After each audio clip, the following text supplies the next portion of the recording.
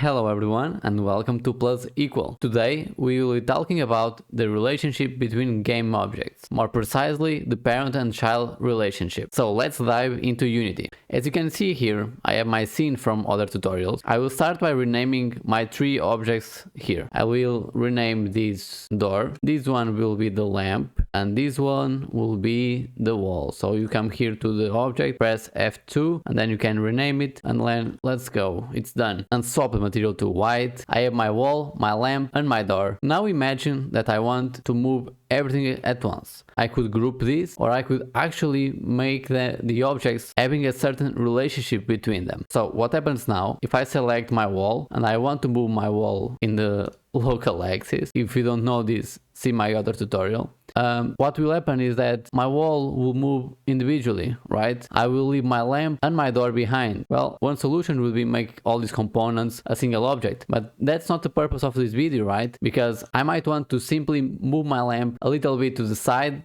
at any time to fix something back and forth a little bit, so they need to have different behaviors. Maybe this one will have a light component and will be more complex, and that's where this relationship between game objects comes in handy, because I can select my wall, my lamp and my door and move them all together. So I want to simulate something like this, and for that I will create an empty object right here and I will call it module 1. Now what am I gonna do is grab my wall and drag it into module 1. You can see the first thing that appears here is a little arrow. So if you press here, you can see that my wall is actually inside my module 1. Module 1 being an empty component, it's only a transform in the world, it doesn't have anything attached to it. But now the module 1 actually have a wall inside it, and more than the wall, we also want the door to be part of this module, so I will drop it right there. So it now actually have two objects, right? If I move my module 1, I will bring my objects around, because both the wall and the door are actually child objects of my module 1, my empty actor. But this relationship doesn't need to be one way or the other. A game object can be a child and a parent at the same time. So I'll give you an example of my lamp. My lamp is attached to the wall, right? So most likely my lamp will be a child of my wall. So I grab it and I drop it inside the wall. And now the wall actually